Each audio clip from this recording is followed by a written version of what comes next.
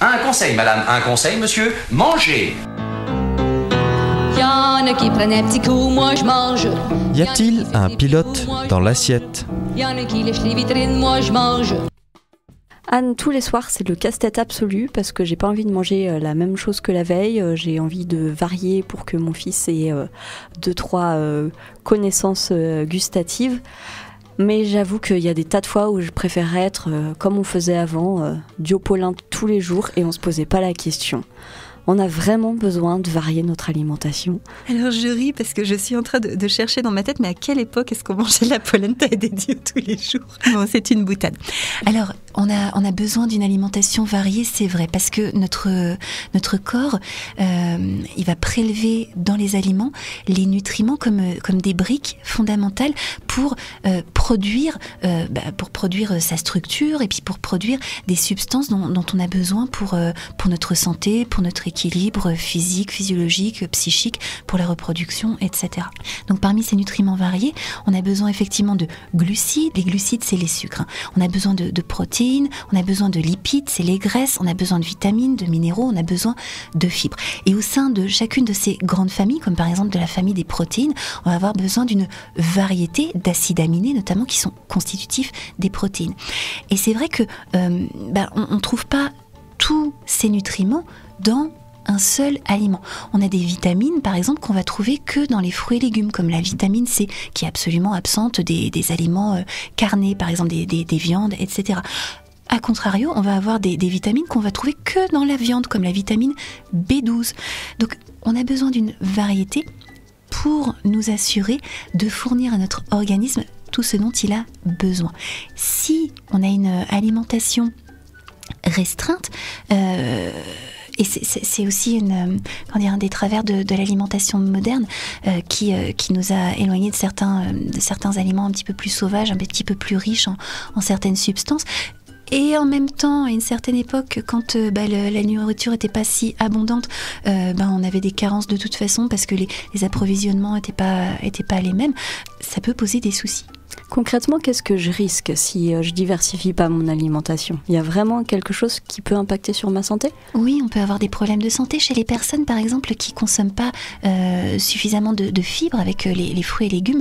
On peut avoir déjà des problèmes de constipation et si c'est vraiment chronique, au fil des années, on peut avoir des pathologies très graves comme des cancers du côlon, etc. On a des carences qui sont très spécifiques aussi de certaines régions.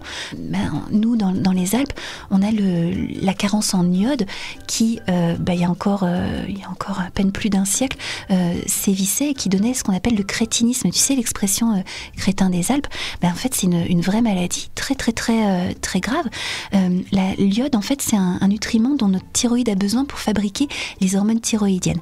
Et les hormones thyroïdiennes, elles permettent de réguler et de contribuer à la croissance, au métabolisme, c'est-à-dire à l'utilisation de l'énergie dans notre corps. Et le dysfonctionnement de la thyroïde ou des hormones thyroïdiennes, ça peut donner un goitre. C'est quand la thyroïde gonfle énormément et que le cou devient très très très très épais.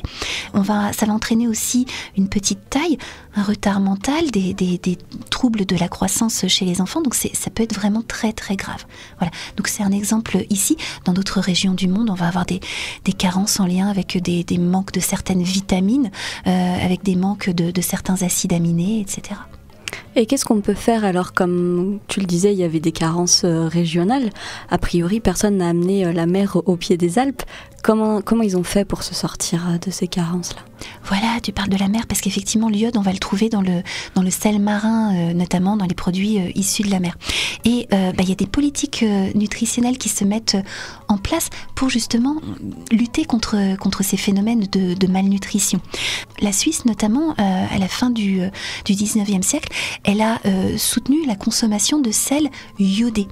Et ça a permis de lutter justement contre le crétinisme et de faire reculer ces goitres, de faire reculer ces maladies. Alors, les politiques nutritionnelles, elles sont fondamentales parce qu'elles vont aider à lutter contre certains problèmes. Et puis elles peuvent avoir des travers, comme on voit aujourd'hui la recommandation attention, ne pas consommer trop salé, etc., qui, chez certaines personnes extrêmement disciplinées, va faire que on va consommer de moins en moins de sel. Et le problème, c'est qu'on retourne à des effets de carence. Donc les politiques nutritionnelles sont très précieuses. Il faut faire attention aussi à l'interprétation qu'on en a. Il faut faire attention à ce qu'elle soit bien menée et que le message soit bien clair pour pas tomber dans des excès. Ça veut dire que concrètement, quand je prépare mon repas du soir, je dois aller sur le site du ministère de la Santé? Alors, t'as même pas besoin, parce que je pense que tu connais les principales recommandations qui sont manger 5 fruits et légumes, ne pas manger trop gras, trop sucré, trop salé, etc. En fait, les messages, voilà, parce qu'ils sont véhiculés justement de manière à être les plus entendus possibles, on les connaît à peu près tous. On sait tous ce qu'il faut faire pour bien manger. On sait qu'il faut des légumes, on sait qu'il faut des protéines, on sait qu'il faut des féculents pour avoir de l'énergie. Globalement, on le sait à peu près tous. Disons que la recommandation d'une assiette variée, c'est une mesure préventive. Et c'est important, notamment quand on n'a pas la disponibilité d'être à l'écoute de soi, parce que notre corps est tout équipé de régulateurs pour nous dire de quoi on a besoin quand on manque de quelque chose. Moi, quand je mange pas de légumes pendant 2 jours, mon corps, il sait me dire qu'il est temps que je m'y remette, parce que je vais avoir mal au ventre, parce que je suis fatiguée, etc. Donc tout ça, c'est des signaux qui me permettent de savoir de quoi j'ai besoin. Et puis tout à coup, quand je me dis, ah tiens, là j'ai mal au ventre, ou tiens, là j'arrive plus à aller aux toilettes, etc. Je me dis, mais qu'est-ce qui se passe? Ah oui, ça fait 2 jours que j'ai pas mangé de légumes, et que je me dis, et si je mangeais telle chose, et que je sens mon petit corps qui dit, oui, c'est ça qu'il te faut. Voilà, ça c'est un message de régulation. Mais les messages après de bien varier son alimentation, ils vont être utiles quand, d'une part, j'ai pas l'opportunité de m'écouter, soit que j'ai jamais appris à m'écouter, parce que s'écouter, c'est se regarder le nombril, etc. Donc dans notre culture, on n'a pas vraiment appris à écouter ce qui se passait en nous. Ou quand, par exemple, j'ai pas une culture alimentaire qui m'a permis de goûter suffisamment de choses variées pour que mon cerveau soit capable d'aller me dire c'est cet aliment-là qu'il faut parce que c'est celui-là qui va être efficace. Donc à ce moment-là, le principe de rester sur une assiette variée, il peut nous sauver la mise, effectivement, et c'est intéressant. Donc soit je fais confiance à mon corps si je sais l'écouter, soit j'essaye de faire les assiettes les plus variées possibles pour être sûr de ne pas avoir de carence. C'est un principe de précaution et ça peut être intéressant, effectivement, et ça peut nous sauver la mise.